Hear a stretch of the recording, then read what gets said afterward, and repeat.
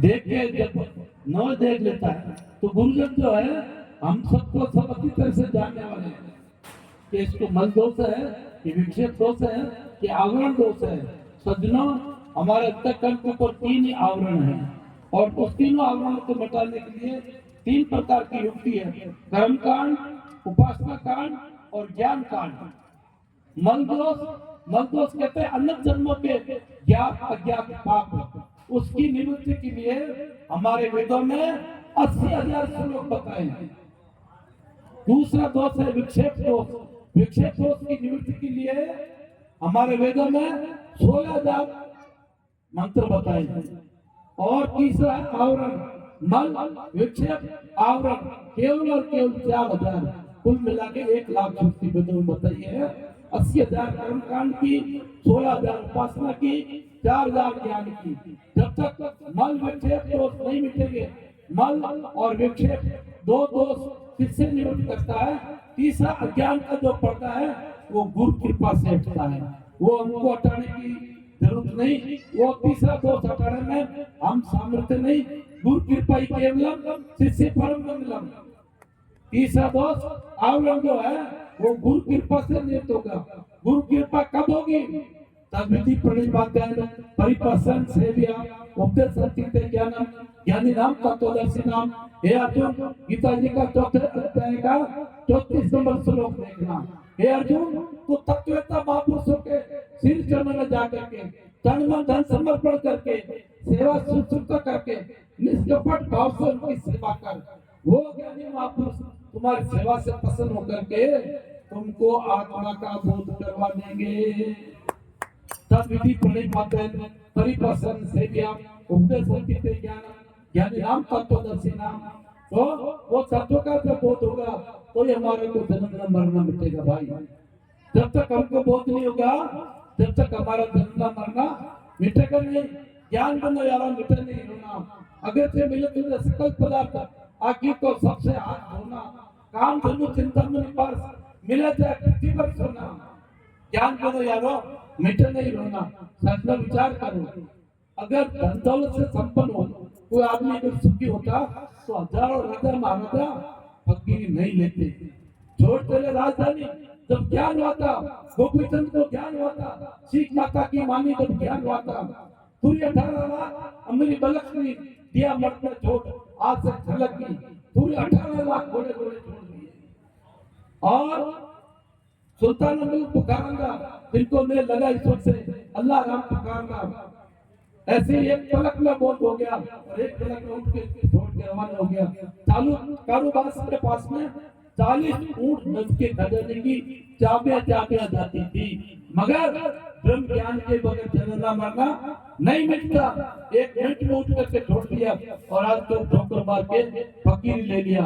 क्यों ले लिया? कि बगैर ज्ञान के जन्मना मरना मिटेगा नहीं, ये अंतिम विचोर है। और वो जन्म मरण की निवृत्ति के लिए ये मानवपन है। कहता हूँ कि जाता हूँ क्या बजाऊं ढोल, एक श्वास में जाते हैं 3 लोक का मौन। हरदम अर्जन ईश्वर, हरदम ईश्वर दास, मोल लिया ने आपसी करोड़ दाम एक श्वास। ऐसा अमूल्य तन तो मिला तन, ये भोगों के लिए नहीं मिला है, ये ब्रह्म ज्ञान की प्राप्ति के लिए मिला है। जंतु जान ले किया को चक्र छेद समनत को, मुक्ति कौन है हेतुता ही को, जनक बीच को कौन लाई को। हे भाई, तुम जानने लायक वस्तु को जान लो कि मैं मुझे से तुम्हारा क्या है। मानो तुमको किसने मिला? हम ये जो भोग रहे हैं ये हमारे पहले जन्म का संचित कर्म है, उस संचित का प्रारंभ भोग रहे हैं। हम सोच रहे ऐसा नहीं करेंगे ऐसा नहीं होगा, वो तो करोगे तो आगे बढ़ोगे, वो जमा हो जाएगा। और जब आपको ये निश्चय हो जाए कि मैं करता हूँ ही नहीं, क्रिया अंतःकरण में हो रही है, मन बुद्धि चक्कर में, मैं अंतःकरण कभी भ्रष्टा हूँ, अंतःकरण में क्रिया मैं करने वाला नहीं हूँ। जब तुम करने वाले नहीं हो तो तुम भोगने वाले भी नहीं हो। ये हो गई जीवन मुक्ति।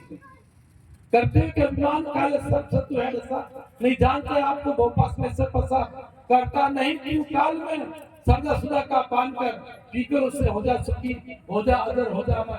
3 काल में तुम करता हो ही नहीं। जब तुम करता नहीं हो तो तुम भोगता भी नहीं हो। जब तक तुम अपने को करता मानते हो तो तुम भोगता भी हो।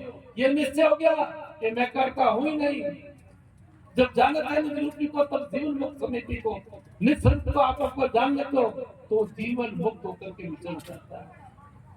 जब जानता है निरूपी को तब जीवन मुक्त समिति को हरमंदिर संदेह को सोचमत बहुत गई को विद्वान तजेश नहीं को तब बहुत मुक्त हृदय को जीते जी तो ज्ञानी जीवन मुक्त है और जीवन मुक्त है त्यागने के बाद में विनय मुक्त है, जीवन मुक्त है और फिर बाद में विनय मुक्त है। और ये सब खेल अपने स्वरूप की प्राप्ति में है, अन्यथा तो देहदास में अटकते रहो और जन्मते रहो।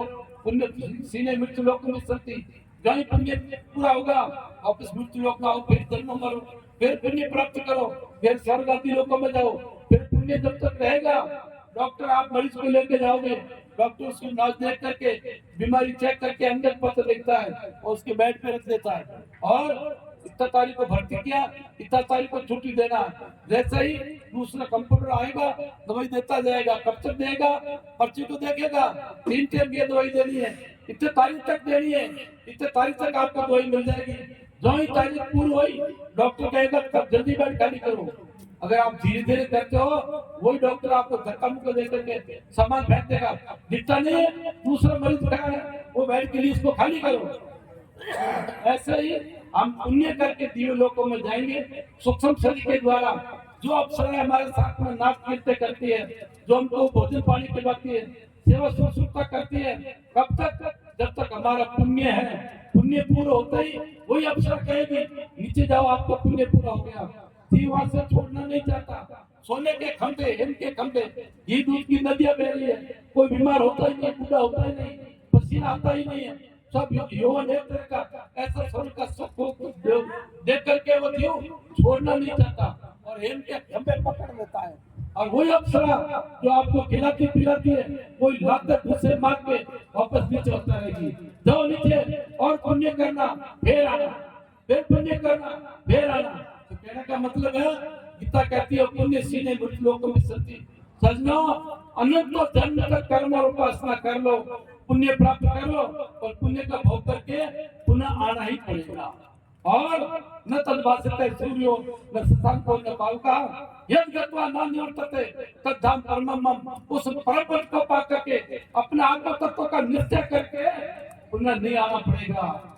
न तो उस परम पद को सूर्य चंद्रमा आदि प्रकाशित नहीं करते, स्वयं प्रकाश है, आत्मा स्वयं प्रकाश है, बाकी सब पर प्रकाश ही है। न तद्भासते सूर्यो न शशांको न पावका यदि गत्वा उस परम पद की प्राप्त करने के बाद में पुनः नहीं आना पड़ेगा। यदि गत्वा न निवर्तते तद्धाम परमम मम, वो मेरा परम पद है। उस परम पद को पा करके फिर पीछे नहीं लौटना पड़ता। सतगुरुदेव वेद बनाया करके नोच दिखा ले, लेकिन ना रिदु से दाता कर्म का लाभ को चाले, मंदिर गुरुदेव को ध्यान ले। रोग कटन की दवा बता दे, गुरु को वो खा ले, ज्ञान ज्ञान पर सब बसा लो और चेतन हो चला ले और मंदिर गुरुदेव को ध्यान ले। कर सत्संग राग मन गाडो, कर सत्संग राग मन गाडो, देख जगत क्यों आले, चित्त मन बुद्धि अंतःकरण शुद्ध तीनों ताप अध्यात्म अध्यात्म भक्ति तापों की निवृत्ति ज्ञान ब्रह्म ज्ञान करके निवृत्त कर ले। हाँ।